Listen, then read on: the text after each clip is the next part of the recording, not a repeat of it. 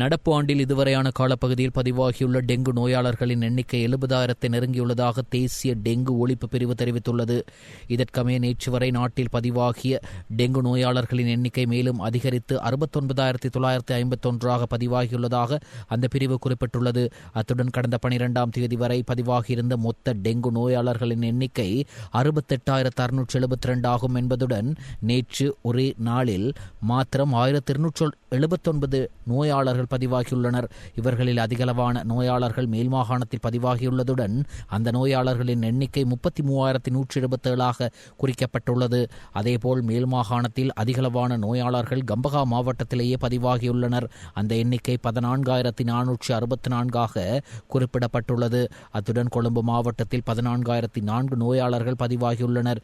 இதேவேளை ஜூலை மாதத்தின் கடந்த 13 நாட்களில் 14,572 நோயாளர்கள் பதிவாகியுள்ளனர். இந்த ஆண்டில் இதுவரையான காலப்பகுதியில் அதிகளவான நோயாளர்கள் ஜூன் மாதத்திலேயே பதிவாகியுள்ளதுடன் அந்த நோயாளர்களின் எண்ணிக்கை 21,538 ஆகும். එතන මේක පොදු ලින්දක් නිසා අපිට මේක ඉහළ දාන්න බෑ. මොකද පහළට මඳුරු කීටෝ ගිහින් නැවත බෝවීමක් වෙන්න පුළුවන්. ඒ අනුව අපි ඒ අවස්ථාවට සුදුසු වෙන විදිහට කීටභක්ෂක මසුන් යෙදුවා. මසුන් යොදලා නෙට්වර්ක් එකකින් ආවරණය කරා. සාම්පල් පරීක්ෂා කරපුවාම ඊඩිස් වර්ගයේ මඳුරෝ කියලා අපි අඳුනගත්තා. நீர்கொழும்பு சிறைச்சாலை மோதலில் காயமடைந்து கொழும்பு தேசிய வைத்தியசாலையில் சிகிச்சை பெற்று வந்த மேலும் 2 சிறைச்சாலை அதிகாரிகள் உயிரிழந்துள்ளனர்.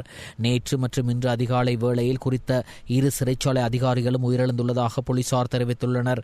இவ்வாறு உயிரிழந்தவர்கள் 25 மற்றும் 39 வயதுடைய 2 சிறைச்சாலை அதிகாரிகள் என குறிப்பிடப்பட்டுள்ளது. இதன்படி நீர்கொழும்பு சிறைச்சாலை மோதலில் உயிரிழந்த சிறைச்சாலை அதிகாரிகளின் எண்ணிக்கை 10 உயர்ந்துள்ளது. கடந்த ஜூலை மாதம் 5ஆம் தேதி மற்றும் 6ஆம் தேதிகளில் சிறைச்சாலையில் ஏற்பட்ட மோதலில் 21 சிறை கைதிகளும் உயிரிழந்துள்ளதாக போலீசார் குறிப்பிட்டுள்ளனர். இதற்கமே பதிவாகியுள்ள மொத்த மரணங்களின் எண்ணிக்கை 31 உயர்ந்துள்ளது. குறித்த மோதலில் காயமடைந்த மேலும் சில சிறை கைதிகளும் அதிகாரிகளும் கொழும்பு தேசிய வைத்தியசாலையிலும் நீர்கொழும்பு வைத்தியசாலையிலும் சிகிச்சை பெற்று வருவதாக குறிப்பிடப்பட்டுள்ளது. அனைவருக்கும் பயனளிக்கும் வகையில் தரமான மற்றும் வசதிகள் கொண்ட பொது போக்குவரத்து துறையை உருவாக்க வேண்டும் என்றும் இதன் மூலம் பொதுமக்கள் போக்குவரத்திற்காக தனிப்பட்ட ரீதியில் செலவிடும் சுமையை குறைத்து நாட்டிற்கு தரமான போக்குவரத்து சேவையை உறுதிப்படுத்த முடியும் என்றும் ஜனாதிபதி அனுரகுமார் திசாநாயக்க தெரிவித்தார். இலவச சுகாதார சேவையின் மேம்பாட்டிற்கு வழங்கப்படும் அதே அவதானத்தை பொது போக்குவரத்து சேவையின் முன்னேற்றத்திற்காகவும் செலுத்துவதன் முக்கியத்துவத்தை ஜனாதிபதி சுட்டிக்காட்டினார். போக்குவரத்து நெடுஞ்சாலைகள் மற்றும் நகர அபிவிருத்தி அமைச்சுக்கு தொடர்புடையதாக 2026ஆம் ஆண்டில் ஒதுக்கப்பட்ட வரவு செலவு திட்ட நிதியின் கீழ் முன்னெடுக்கப்படும் திட்டங்களின் முன்னேற்ற மீளாய்வு மற்றும் 2027ஆம் ஆண்டுக்கான வரவு செலவு திட்ட யோசனைகள் குறித்து நேற்று முற்பகல் ஜனாதிபதி அலுவலகத்தில் நடைபெற்ற வரவு செலவு திட்டத்திற்கு முந்தைய கலந்துரையாடலில் கலந்து கொண்ட போதே ஜனாதிபதி அனுரகுமார் திசாநாயக்க இதனை தெரிவித்தார். புதிய திட்டம் ஒன்றின் ஊடாக பொது போக்குவரத்து சேவையை மேம்படுத்த வேண்டியதன் அவசியத்தை இங்கு சுட்டிக்காட்டிய ஜனாதிபதி போக்குவரத்து மற்றும் நெடுஞ்சாலைகள் துறையில் 2026ஆம் ஆண்டில் முன்னெடுக்கப்பட்ட திட்டங்களின் முன்னேற்றம் குறித்து தனித்தனியாக கேட்டறிந்தார். பழைய பேருந்துகளை படிப்படியாக போக்குவரத்தில் இருந்து நீக்கி புதிய பேருந்துகளை சேவையில் இணைத்துக் கொள்ளும் வேலைத்திட்டம் குறித்து இங்கு விசேட கவனம் செலுத்தப்பட்டதுடன் நகர்ப்புற குறுகிய தூர பயணங்களுக்காக மெட்ரோ பேருந்துகள் போன்ற வசதிகளை கொண்டு பேருந்துகளை பயன்படுத்துவதன் மூலம் மக்களுக்கு வசதியான போக்குவரத்தை உறுதி செய்ய முடியும் என்றும் மேலும் தெரிவிக்கப்பட்டது. மாகாண சபை தேர்தல் உடனடியாக நடத்தப்பட வேண்டும் உள்ளிட்ட 3 முக்கிய கோரிக்கைகளை முன்வைத்து 6 தமிழ் பேசும் கட்சிகள் ஒன்றிணைந்து நேற்று விசேட ஊடக சந்திப்பை நடத்தியிருந்தது. இந்த விசேட ஊடக சந்திப்பானது கொழும்பில் உள்ள தனியார் விருந்தகம் ஒன்றில் பிற்பகல் இடம்பெற்றிருந்தது. இதில் அகில இலங்கை மக்கள் காங்கிரஸ், இலங்கை தொழிலாளர் காங்கிரஸ், ஜனநாயக தமிழ் தேசிய கூட்டணி, இலங்கை தமிழரசு கட்சி, ஸ்ரீலங்கா முஸ்லிம் காங்கிரஸ் மற்றும் தமிழ் முற்போக்கு கூட்டணி ஆகியவற்றின் தலைவர்கள் உள்ளிட்ட பிரதிநிதிகள் பங்கேற்றிருந்தனர். இதன்போது மாகாண சபை தேர்தல் விரைவில் நடத்தப்பட வேண்டும், புதிய அரசியலமைப்பு கொண்டுவரப்பட வேண்டும் மற்றும் காணி விவகாரம் நீக்கப்பட வேண்டும் உள்ளிட்ட முக்கிய 3 கோரிக்கைகளை அவர்கள் வலியுறுத்தியிருந்தனர். எவ்வாறாயினும் குறித்த 6 கட்சிகளும் இணைந்து கூட்டணி ஒன்றை அமைப்பது அல்லது ஒரே தலைமையின் கீழ் செயற்படுவது போன்ற எவ்வித தீர்மானமும் இதுவரை எடுக்கப்படவில்லை எனவும் அவர்கள் இதன்போது வலியுறுத்தினர். ද්‍රවිඩ කඳුකර ඉන්දියානු සම්භවයෙන් යුත් මලයහ ද්‍රවිඩ ජනතාව මුස්ලිම් ජනතාව පිළිබඳව අපිට ආවේනික වූ ප්‍රශ්න කීපයක් නීති ආධිපත්‍ය ස්වෛරීභාවය මානව අයිතිවාසිකම් ප්‍රජාතන්ත්‍රවාදය රැකගැනීමේ සටන් මේවා ඒ රාමුව තුල ඉඳගෙන අපට ආවේනික වූ සමහර දේවල් පිළිබඳව අපට ලැබුණු ජනවරම උඩ ඒකාබද්ධව ඔක්කොම එකඟ විය හැකි න්‍යාය පත්‍රයක් උඩ අපි කටයුතු කිරීම තමයි මේකේ පරමාර්ථය. මේක ජාතිවාදී වේදිකාවක් නෙවෙයි. නිකන් මැදෑරිය කවුරු හරි කලබල වෙන්න එපා. ආණ්ඩුවට වගකීම තියෙන්නේ. පළාත් සභා ඡන්දය පවත්වන්න, ඒ වගේ අලුත් ව්‍යවස්ථා කටයුත්ත පටන් අර ඉස්සරහට අරන් යන්න. ඉඩම උතුරු නැගෙනහිරට අපිට අවශ්‍යයි. ඉඩම අල්ලගෙන ඉන්නවා. හිර කරගෙන ඉන්නවා. එනවත්තන්න ඒ වගේ කඳුකරේ NPP ආණ්ඩුව ඇටන් ප්‍රකාශනයේ ගින පොරොන්දු වැඩියට වගා නොකරන ඉඩම් ටික බෙදලා දීලා අපේ ශ්‍රී ලංකා රාමුව තුල ඉතිල් කරගන්න කියලා තමයි මලයාගම් ජනතාව වෙනුවෙන් අපි ඉල්ලීම කරන්නේ. අපි එකතු වෙලා ඉන්නේ වැඩි ශ්‍රී லாங்கிக்கு වෙන්න. நாட்டிற்கு சுமையை ஏற்படுத்தும் IMF இணக்கப்பாடு திருத்தப்படும் என கடந்த தேர்தல் காலத்தில் பிரஸ்தாபித்தோம். இப்பிரச்சனையில் ஐக்கிய மக்கள் சக்தியை போன்றே தேசிய மக்கள் சக்தியும் IMF இணக்கப்பாட்டை மாற்றுவோம் என்று கூறிய போதிலும் இன்று ஆட்சியில் இருக்கும் தேசிய மக்கள் சக்தி அவை அனைத்தையும் மறந்து ரணில் விக்ரமசிங்கவின் இணக்கப்பாட்டையும் தாண்டி அனுரகுமார் திசாநாயக்க தீவிர வலதுசாரி நவ தாராளவாத வேலை திட்டத்தை நோக்கி சென்றுள்ளார் என்று எதிர்க்கட்சித் தலைவர் சஜித் பிரேமதாச தெரிவித்தார். பன்னல தலஹம் ஏர் பத்திரன மண்டபத்தில் நடைபெற்ற மக்கள் சந்திப்பில் கலந்து கொண்டு உரையாற்றும் போது எதிர்க்கட்சித் தலைவர் சஜித் பிரேமதாச இவ்வாறு தெரிவித்தார். අනුරකුමාර දිසානායකත් සජිත් ප්‍රේමදාසත් බොහොම පැහැදිලිව ප්‍රකාශ කරා IMF ගිවිසුම සංශෝධනය කරන්නට කටයුතු කරනවා. ජයග්‍රහණය කරයින් පස්සේ රනිල් වික්‍රමසිංහ මැතිතුමාගේ ගිවිසුමටත් එහා ගිහිල්ලා අන්ත දක්ෂිණාංශක වැඩපිළිවෙලක පීත්‍රවරයෙක් බවට අද අනුරකුමාර දිසානායක මැතිතුමා පත් වෙලා තිබෙනවා. IMF ගිවිසුමේ කියනවා ප්‍රාථමික ගිණුම ඒක පවත්වාගෙන යන්නට ඕනේ කියලා 2.3. හැබැයි රජය ගිහිල්ලා තියෙනවා 5.4ක. ඒතර IMF එකේ නියෝජිතයෝ ලංකාවට ඇවිල්ලා රජය ප්‍රශංසා කරනවා. කොහොමද එහෙම කරලා තියෙන්නේ? බදු ගහලා. එදිනෙදා වේල් තුන පිරිමහ ගන්නට බෑ අපේ රටේ ජනතාවට. IMF එක කියනවා රාජ්‍ය ආදායම පවත්වාගෙන යන්නේ කියලා 13.9%. හැබැයි වර්තමාන රජය පවත්වාගෙන යනවා 15.4. රාජ්‍ය වියදම කපලා, ප්‍රාග්ධන වියදම් කපලා. අද අපේ රටේ දුප්පත්කම 30-40 ප්‍රමාණය. මේක බංකොලොත් උණු රටක්. හැමදේම පටලවගත් එල්බෝඩ් ආණ්ඩුව. පුළුවන් නම් එන්න සජිත් ප්‍රේමදාස එක්ක බලයක් නැතුව වැඩක් කරන තරගෙන් දිනා.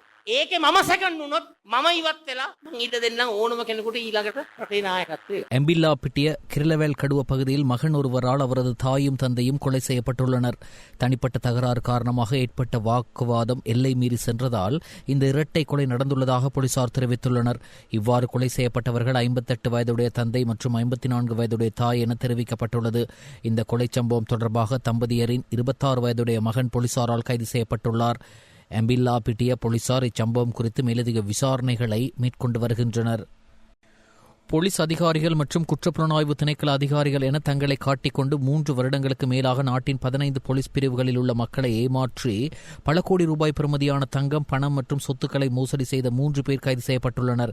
கைது செய்யப்பட்ட சந்தேக நபர்களை எதிர்வரும் 24ஆம் தேதி வரை விளக்கமறியலில் வைக்குமாறு கம்பல நீதவான் நீதிமன்றம் உத்தரவிட்டுள்ளது. சந்தேக நபர்கள் மூவரும் உடுநுவர தவுளுகள பகுதியைச் சேர்ந்தவர்களாவர்.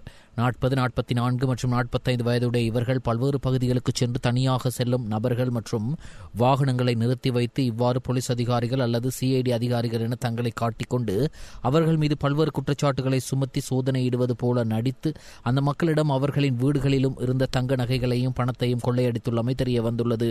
இவ்வாறாக 2023ஆம் ஆண்டு முதல் இவர்கள் பேராதனை, கண்டி, கொழும்பு, கொம்மெனித்தரு, கிராண்ட் பாஸ், மாவனெல, நாரம்மல, பிலிமத்தலாவ, தவுளுகள, கம்பல, கலகா, கேகல்ல, கடுவண்ணாவ உள்ளிட்ட பல பகுதிகளில் இந்த கொள்ளை சம்பவங்களை நடத்தியுள்ளனர். ஒரு சந்தர்ப்பத்தில் கேகல்லை பகுதியில் இவர்களால் பிடிக்கப்பட்ட நபர்களுக்கு கேட்கும் வகையில், சார், இவர்களை போலீஸ் நிலையத்திற்கு கூட்டி வரச் சொன்னார் என்று பேசி அவர்களை கேகல்ல போலீஸ் நிலையத்திற்கு அருகிலே அழைத்து வந்து அவர்களிடம் இருந்த பணம் மற்றும் தங்க நகைகளை கொள்ளையடித்துவிட்டு தப்பியோடியுள்ளனர். மேலும் வீடுகளை சோதனையிடுவது போல நடித்து அந்த வீடுகளில் உள்ளவர்களை ஒரே இடத்தில் இருக்கச் செய்து வீடுகளில் இருந்து பணம் மற்றும் சொத்துக்களையும் இவ்வாறு கொள்ளையடித்துள்ளனர். கம்பள பகுதியில் இடம்பெற்ற இவ்வாறானதொரு கொள்ளை சம்பவத்தின் பின்னர் கிடைத்த புலனாய்வு தகவலின் அடிப்படையில் பேராதனை நகரில் வைத்து ஒருவர் கைது செய்யப்பட்டதை தொடர்ந்து ஏனைய இருவரும் பிலிமத்தலாவ நகரில் இருந்தபோது கைது செய்யப்பட்டுள்ளனர். இலங்கையின் மிக வயதான பெண்மணியாக கருதப்படும் ரம்பவே சங்கலிகனா தராவ பகுதியைச் சேர்ந்த புஞ்சாகி கலுமெனிகா என்ற பெண்மணி காலமானார். 1912ஆம் ஆண்டு ஜூலை மாதம் 4ஆம் தேதி பிறந்த இவர் உயிரிழக்கும் போது 114 வயதை எட்டியிருந்தார். 12 பிள்ளைகளின் தாயான இவர் தனது வாழ்நாளில் 325 பேர பிள்ளைகளையும் பூட்ட பிள்ளைகளையும் நேரில் காணும் பாக்கியத்தை பெற்றிருந்தார்.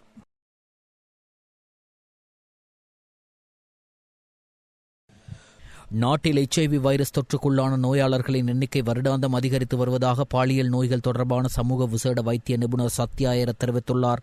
சுகாதார அமைச்சில் நேற்று நடைபெற்ற ஊடகவியலாளர் சந்திப்பில் கலந்து கொண்டு கருத்து தெரிவிக்கையில் விசேட வைத்திய நிபுணர் இவ்வாறு தெரிவித்தார். இவர்களில் கொழும்பு மற்றும் கம்பஹா மாவட்டங்களில் இருந்தே அதிகளவான தொற்றாளர்கள் பதிவாகி வருவதாக சுட்டிக்காட்டியுள்ளார்.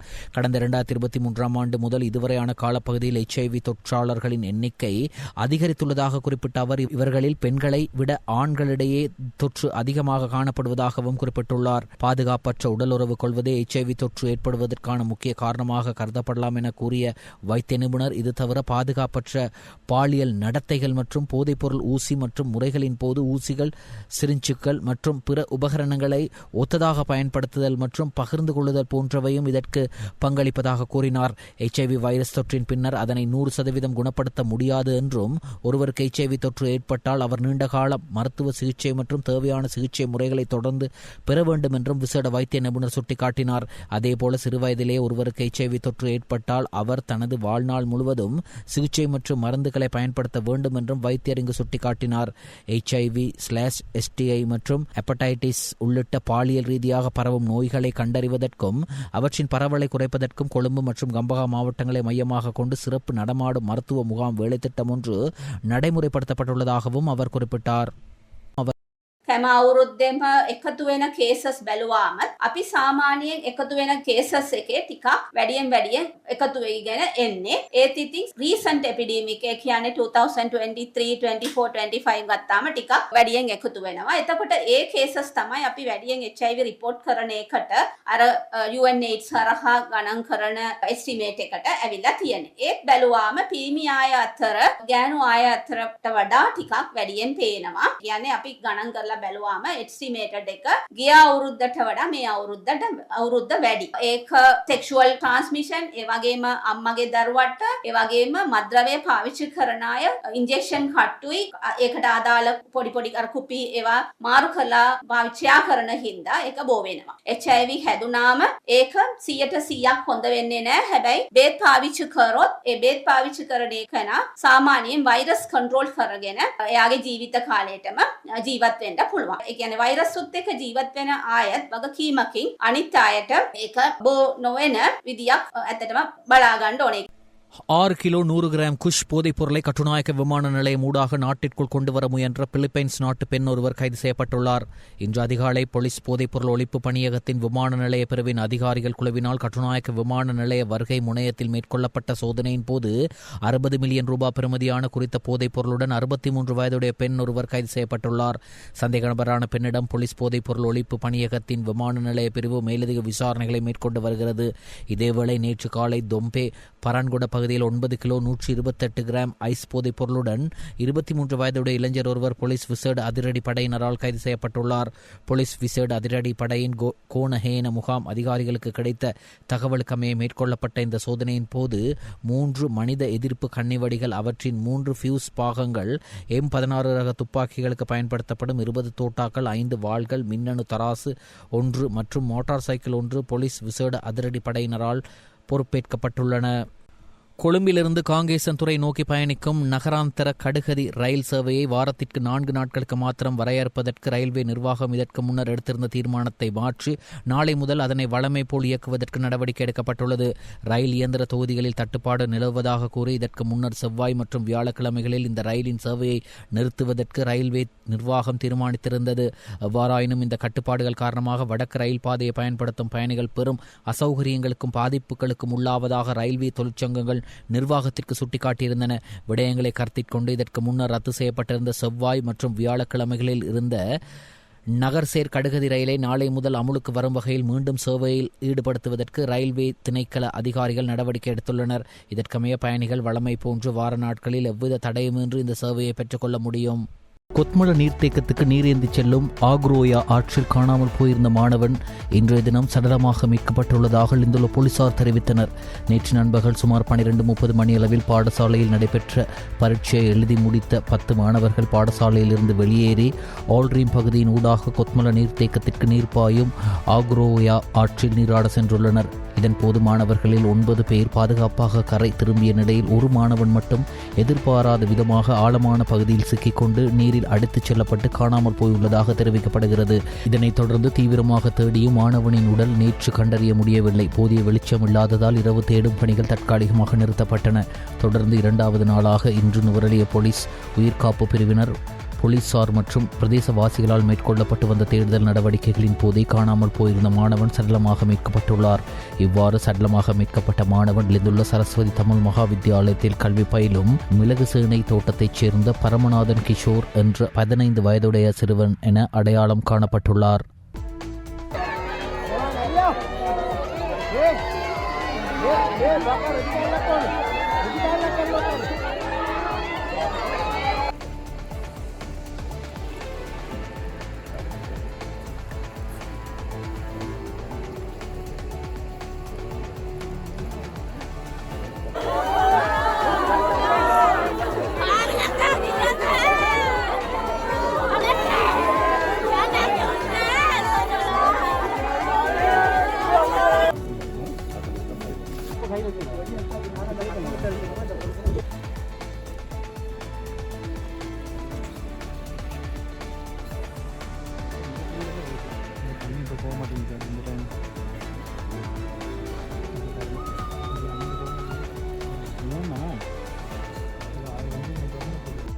MJF ஃபவுண்டேஷன் பழைய மாணவர் சங்கம் ஏற்பாடு செய்த 7வது வருடாந்த இரத்த தான முகாம் கடந்த 11ஆம் தேதி பேலியகுடவில் அமைந்துள்ள MJF ஃபவுண்டேஷன் மையத்தில் வெற்றிகரமாக நடைபெற்றது. தேசிய இரத்த மாற்று சேவையகத்தின் ஒத்துழைப்புடன் நடைபெற்ற இந்த மனிதநேய நிகழ்வில் சமூகத்தின் பல்வேறு தரப்பினரிடமிருந்து சிறப்பான வரவேற்பு கிடைத்தது. 100க்கும் மேற்பட்ட தன்னார்வ இரத்த தானிகள் இதில் பங்கேற்று அவசர சிகிச்சை தேவைப்படும் நோயாளிகளின் உயிரை காப்பாற்றும் உயரிய பணிக்கு தங்களது பங்களிப்பை வழங்கினர். இந்நிகழ்வுக்கு MJF நிறுவனத்தின் பொது மேலாளர் திரு கமலநாதன் தலைமையேற்றார். MJF பேலியகுடையின் நிகழ்ச்சி திட்ட ஒருங்கிணைப்பாளர் MAPE ரெஜி மற்றும் MJF ஃபவுண்டேஷன் பழைய மாணவர் சங்க தலைவர் விமுக்தி ஆகியோர் இணைந்து நிகழ்வை ஒருங்கிணைத்தனர். மேலும் சங்கத்தின் இணைச் செயலாளர்கள் மற்றும் உறுப்பினர்களும் நிகழ்ச்சியை வெற்றிகரமாக நடத்த முக்கிய பங்காற்றினர்.